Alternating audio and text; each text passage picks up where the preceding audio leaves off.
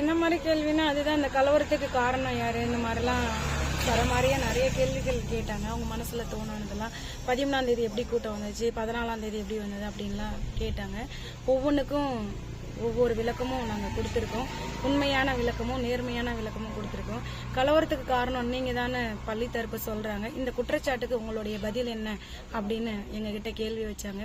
அதனுடைய குற்றச்சாட்டுக்கான பதிலை தெளிவா கொடுத்துருக்கோம். எப்படின்னா, ஒரு வண்டி இருக்கு அப்படின்னா நம்ம சொந்த வீட்லயே ரூம்குள்ளர நிறுத்தினா கூட அந்த சாவியை எடுத்து எங்க வைக்கணுமோ அங்க வைப்போம். இதுதான் ஒவ்வொரு மனிதனுடைய இயல்பா இருந்துகிட்டு இருக்கு.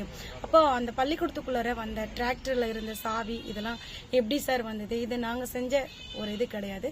ஜஸ்டிஸ் ஃபார் ஸ்ரீமதி அப்படின்ற ஒரு இதுக்காக தான் மக்கள் கூட்டம் அங்க சேர்ந்ததை தவிர கலவரம் பண்ணணும் அப்படின்ற ஒரு நோக்கம் மக்களுக்கு கிடையவே கிடையாது.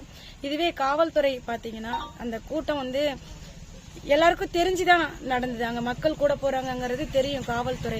ஆனா காவல்துறை பாத்தீங்கன்னா ஆரம்பத்துல பசங்களை பள்ளி சொன்ன ஒரு காரணத்துக்காக பள்ளிக்கூடம் நம்ம கலவரம் பண்ணன மாதிரி நம்மளுடைய இதை காமிச்சிரும், அதனால பசங்களை விட்டுருங்க, நாங்க ஆரம்பிக்கிறோம், பசங்களை விட்டுருங்க, ஸ்ரீமதியோட அந்த மரணத்தை நம்ம மறைச்சிட்டு திரும்ப பள்ளி இந்த மாதிரி ஆயிடுச்சு அப்படின்ற ஒரு போக்கஸை கொண்டுட்டு போனா மக்கள் ஸ்ரீமதியை மறந்துடுவாங்க அப்படிங்கறதா பள்ளியோட முழு நோக்கமா இருந்துகிட்டு இருக்கு.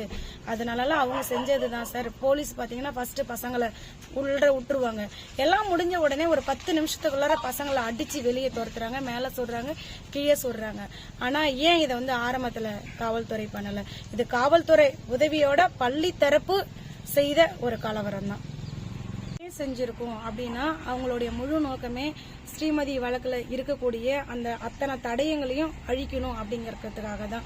இப்ப கூட பாத்தீங்கன்னா எது கேட்டாலும் கலவரத்துல போயிடுச்சு அப்படின்னு சொல்லிக்கிட்டு இருக்காங்க.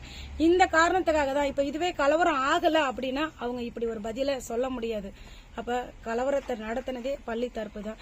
4 நாளா ஒரு பெத்த தாய்கிட்ட சாந்தி பதில் சொல்லாத ஒரு சாந்தி கலவரம் அன்னைக்கு பேட்டி கொடுக்குது. அதனுடைய நோக்கம் என்ன? ஸ்ரீமதி மரணத்தை மறந்து பள்ளியை பத்தி மக்கள் பேசணும் அப்படிங்கறதா ரவிக்குமாரும் சாந்தியும் போட்ட ஒரு பெரிய திட்டம். அதுக்காக தான் அன்னைக்கு அந்த அம்மா பேட்டி கொடுக்க வந்தது. ஆனா மக்கள் மனசுல ஸ்ரீமதிக்கு நடந்த அந்த ஒரு கொடுமை யாராலையும் மறக்கவே முடியல.